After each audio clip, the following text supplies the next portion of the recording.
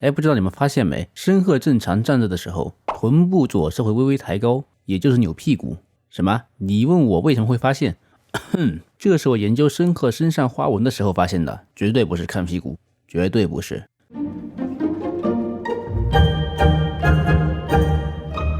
爱游戏，爱生活，原神冷知识欢乐多。大家好，我是你们新灵魂啊，是名干啥不行吃饭第一名的硬核肥宅。这一期是原神冷知识申鹤姐姐专场，虽然卡时过了，但也不能遮掩其身上的细节魅力。感谢离离星星和虚空之翼提供的细节考据，参考资料取材都会列在视频结尾，并且个人考据不代表官方说法，如果有错误也欢迎指出并谅解。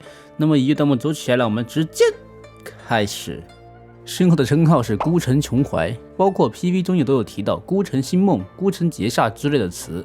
其中孤城指的是八字神煞中的一种恶煞，大多姑息毒素，零丁清苦，对应了申鹤孤苦的童年与梦魇。李煜的占卜中有提到孤城劫煞的命格，孤城之命，命定亲朋离散，孤寡一生；劫煞之命，命定多灾多劫，命途凶险。琼怀更是直接表达了孤独忧伤的心情，体现了申鹤命格的孤煞。申鹤前襟处有着几个盘扣设计，这是中国传统服饰设计中很常见的元素。这里有个小知识，一般盘扣都是开在右衽，因为在古代盘扣开左衽的衣服都是家里办白事才会穿的。袖口处与印象中道教飘飘然的大袖子不一样，参考了织锦胡服的设计，更加适用于战斗场面。胡服是从西北民族传入中原的服饰，古有赵武灵王胡服骑射，以身作则，推广更加适用于战斗的短打胡服，也让胡服融入了中华服饰的大家族。值得一提的是，这样的设计要素在从云的裤子上也有体现，这也在你的意料之中嘛，米哈游。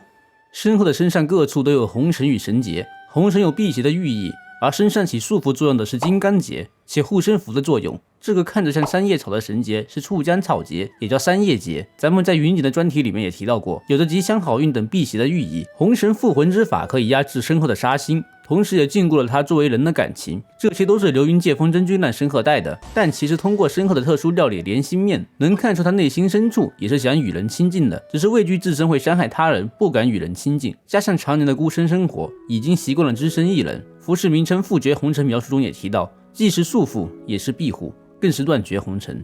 至于申鹤小时候是一头白丝，现在是一头白发的原因，当然不是因为什么白发魔女一夜白头哈，这个是源自流云借风真君让申鹤举行的拜师礼，用仙石做成的梳子梳头3次，一梳愁云去尾，二梳无喜无悲，三梳白头不悔，褪去青丝，满头白发，断绝尘世，斩却凡缘，便成为如今的申鹤。申鹤的好感度名片名为智略，智就是梳子，智略的意思便是梳妆，其中提到的早生白发，多元愁苦，或许也是对申鹤比较确切的表述吧。申鹤整体的配色是上白下黑，带着一些渐变感，会有水墨画一般的风韵，仙气飘飘，不食人间烟火，宛如仙鹤一般伫立于此。衣摆和袖摆都有像是羽毛一般的设计，如同鹤的翅膀和尾巴一般，可以看得出来的确是2块禽肉真菌的亲传了。而恰巧现实中也确实是有上白下黑相配的白枕鹤，同时鹤又在古代中一直与仙的传说相依相存。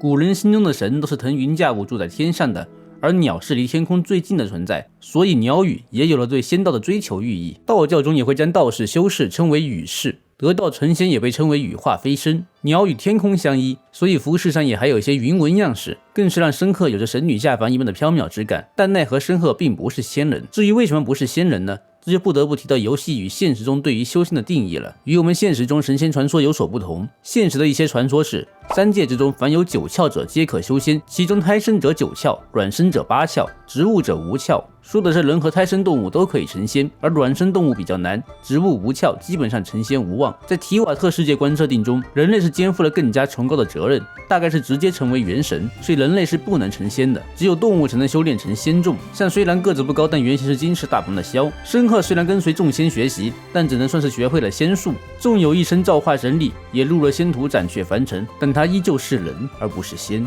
申鹤的战斗过程中，手上多为食指与中指并拢的姿势，在申鹤角色演示中，重云用的也是这个手势。这个是道家施法用的手诀，叫剑诀或者剑指，以指代剑，破障驱邪，可以用于下敕令、律令或者敕符。重云的语音中有句驱邪附媚，内外澄清。糟了，后半句口诀忘了。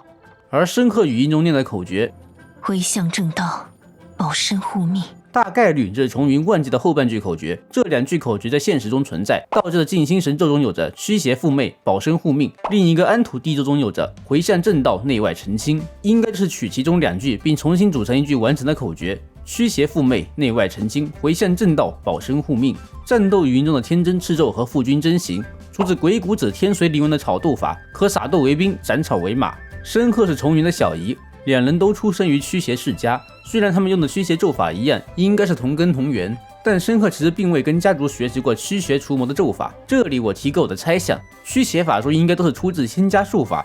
重云家族的先祖跟随仙人学习了驱邪法术，于是形成了驱邪世家，而申鹤是直接跟随仙人学习的术法，没有代代相传的信息遗失，所以这就是为什么申鹤是5星重云14星了。申鹤的待机动作中会拿出一张照片怀念，照片上的地点就是主线剧情中我们来过的申鹤小时候的村子，但时过境迁，这里已经荒废，甚至还被盗宝团占领。虽然申鹤的家没了，但我们可以把它放自己家里。他会跟我们说：“辛苦了，欢迎回家。”啊哇，爱了爱了。我的妈，这什么白雪狗图！赶紧把凯子哥换成神力。我可以牵着你的手吗？感觉更危险了哈。申鹤大概也是唯一能触发主角反应的角色。好吧，就只把他们赶跑，不会伤害他们。啊，这他妈什么修罗场？好的，那么以上就是本期视频正片内容了，不知道你们觉得怎么样？麻烦动动手指让我看到吧。如果喜欢我的视频，请要记得一键3连并关注这个很气的 UP， 带你长奇怪知识，一起快乐原神。最后感谢你陪伴的时间，期待下一次更好的相见。